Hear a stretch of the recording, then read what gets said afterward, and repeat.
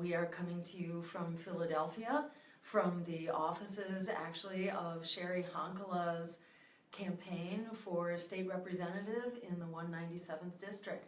An unbelievably exciting breakthrough campaign with a dreamboat candidate in a special election that Cheri can actually win.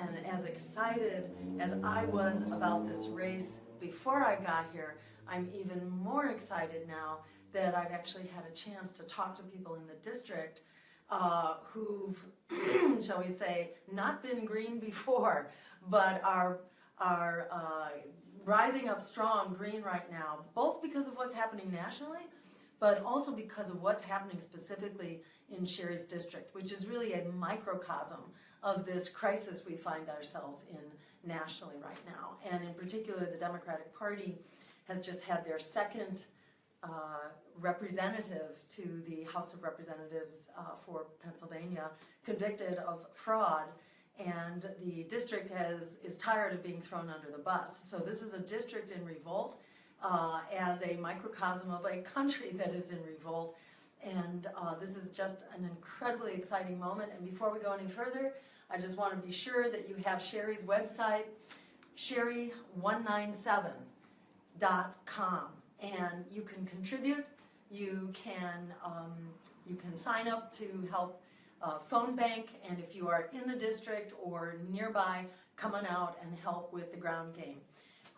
So really exciting race.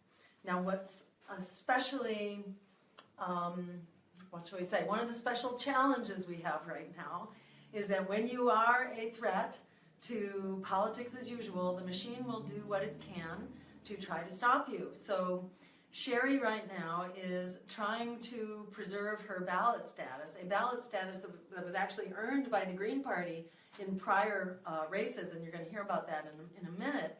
But Cheri is fighting in court in order to preserve her ballot status. The worst case scenario, so don't go into a panic, the worst case scenario is that she will run as a write-in, and she will run strong as a write-in and can still win as a write-in candidate. But the fact that she's being forced to fight for her ballot status right now speaks volumes about this election system across the country, but especially here in Pennsylvania. Special challenges that were revealed during the recount about the priority that's put on administrative hoops rather than on the core principles of our democracy and needing to serve that democracy. So I have with me for you, just to introduce at this point, Michael Dennis, who is the Deputy Campaign Manager for Cheri's campaign and well known to Greens across the country.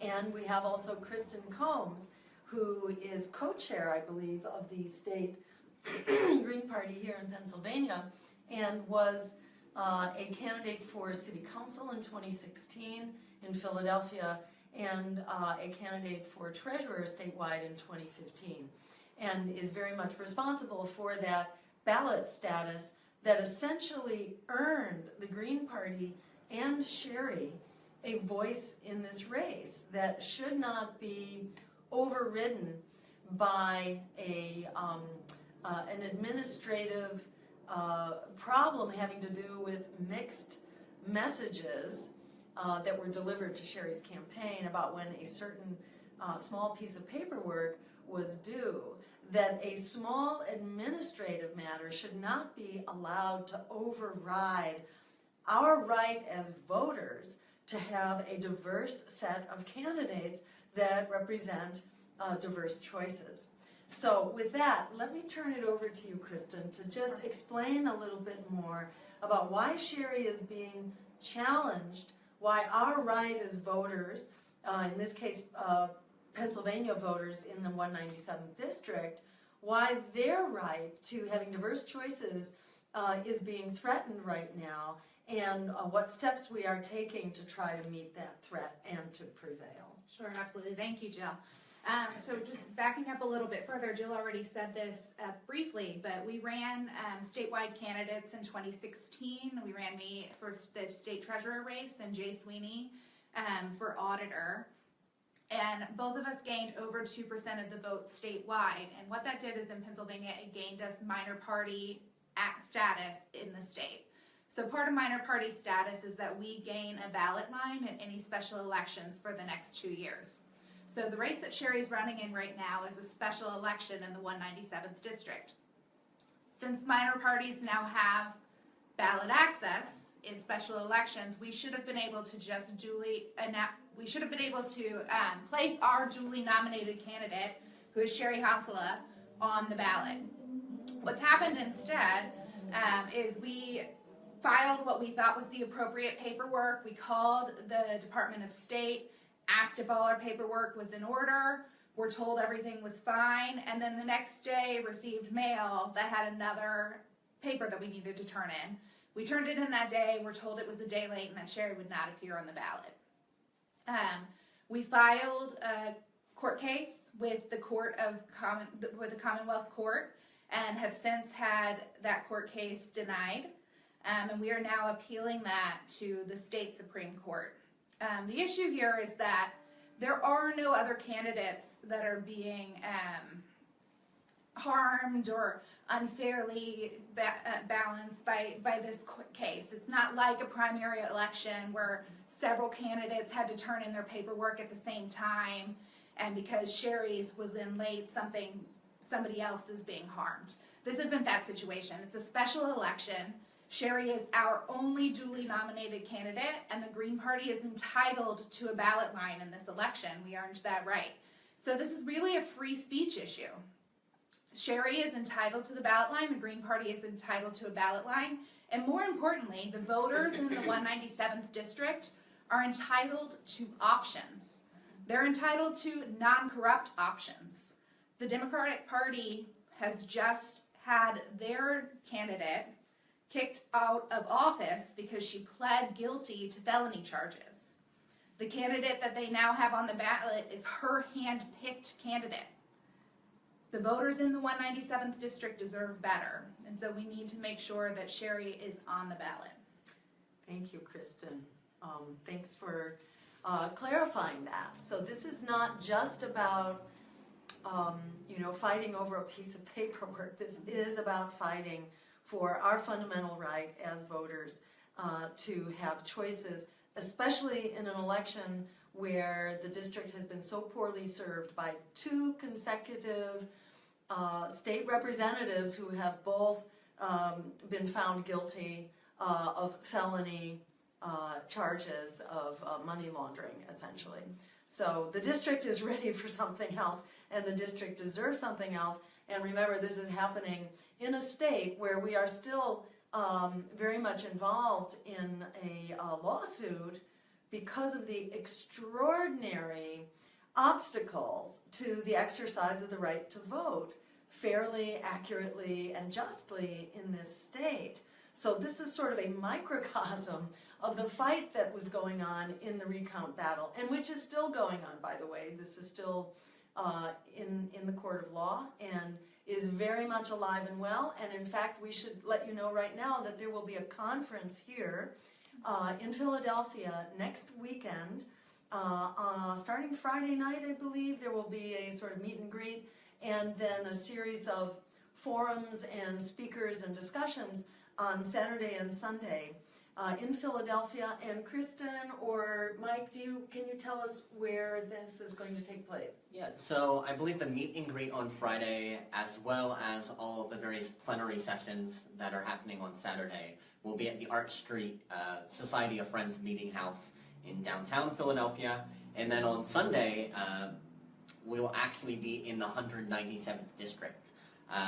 So we'll be at a Puerto Rican Cultural Center. I believe it's actually the largest one in the nation. It's located here in the 197th. And so that's where we'll be on Sunday.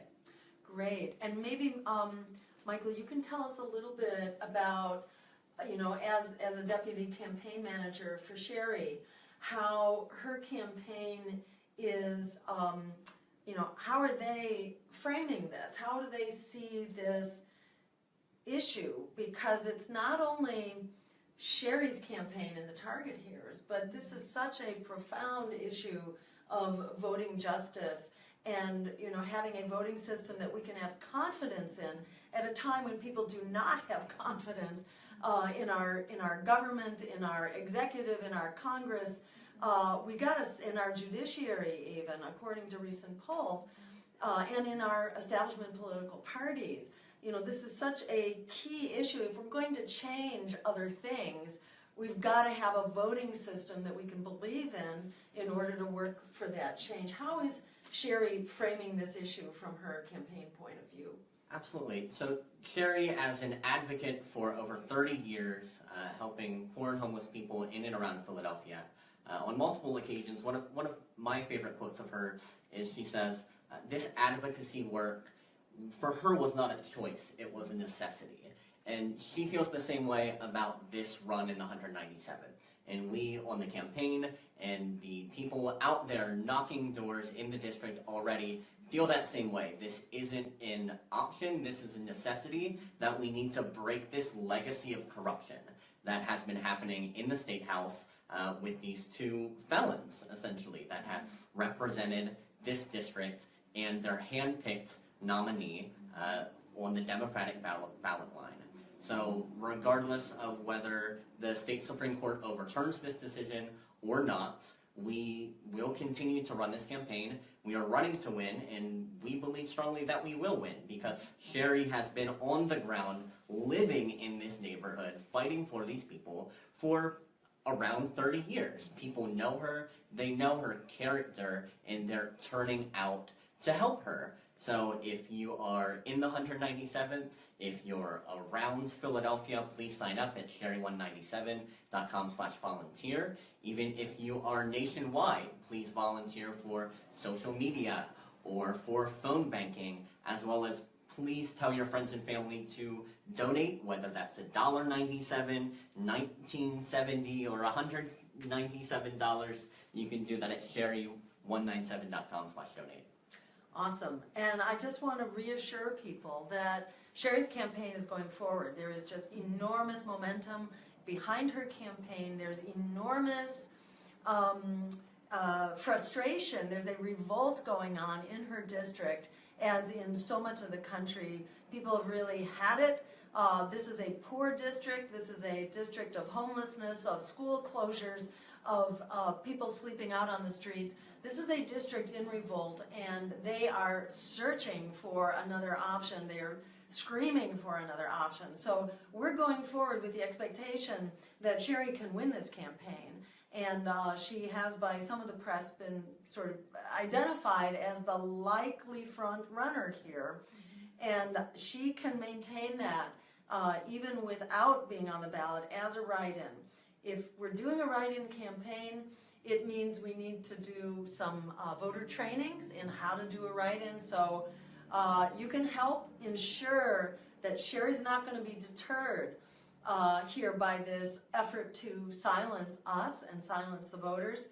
We can ensure that she's going to move forward by making another contribution right now. If you've thrown something into the hat, please consider doing that again. And if you haven't yet, please do that now, because the extra funding will ensure that we can conduct these workshops, these trainings, and, by the way, ensure that we also have the poll watchers, because as we are being advised now by some of the, what shall we say, the people who've been on the other side of the partisan divide now, who are ready to come over, we're being advised that there's a lot of shall we say, rather unethical practices that go on here in the counting of votes. And we need to be sure that there are poll watchers at every polling site to be sure that these write-in votes are going to be accurately counted.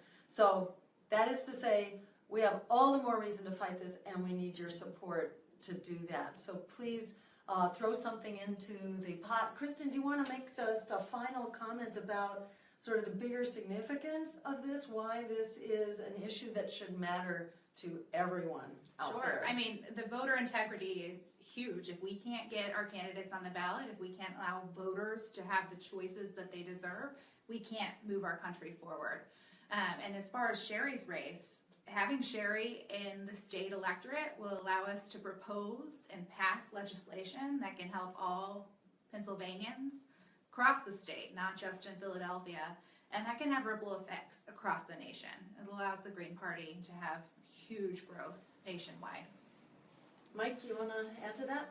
Yeah, I think if we don't really take voter integrity and election integrity seriously, this kind of corruption that we're seeing in the 197th district, whether it be in the State House or at the voting booth, will just continue, and it's especially going to continue in places like the 197th district, where a significant number of people here live on about $2 a week. People are incredibly suffering.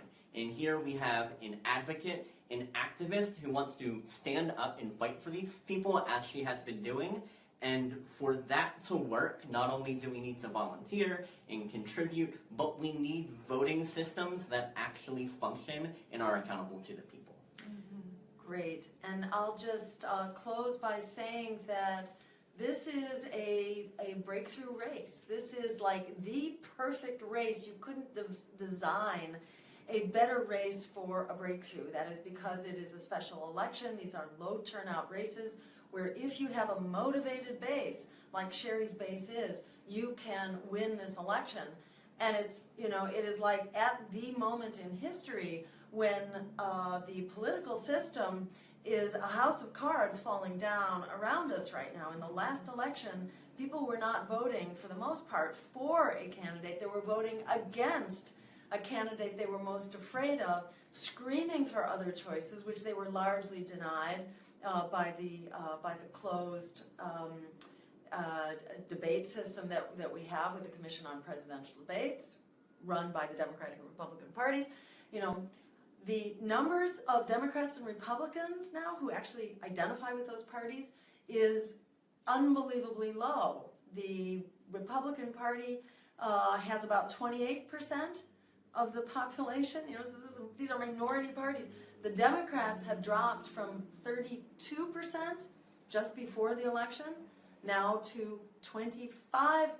It's almost a fifth of their membership that has basically thrown in the towel and said, it's time for a new way forward. And in Donald Trump, you know, we see really a symbol of the failure of this bipartisan corporate political system that has thrown us under the bus for long enough. So this is a race in which we can break through. This is a, this is a game changer for everyone out there. It's an incredible opportunity, not just for the Green Party to grow, but for us as a country to really lift up a political alternative, a political imperative that is of, by, and for the people at a time when we desperately need it now more than ever. The future really is in our hands. I urge you to get behind this incredible campaign at this amazing breakthrough moment, and let's turn this around and create an America and a world that works for all of us, that puts people, planet, and peace over profit. That can begin right here and right now in the 197th with Cheri's campaign. So join us in supporting that campaign, and we'll see you again soon on the Green News Network. And thank you again to Kristin and Mike for being a part of this and joining us tonight. Thanks so much.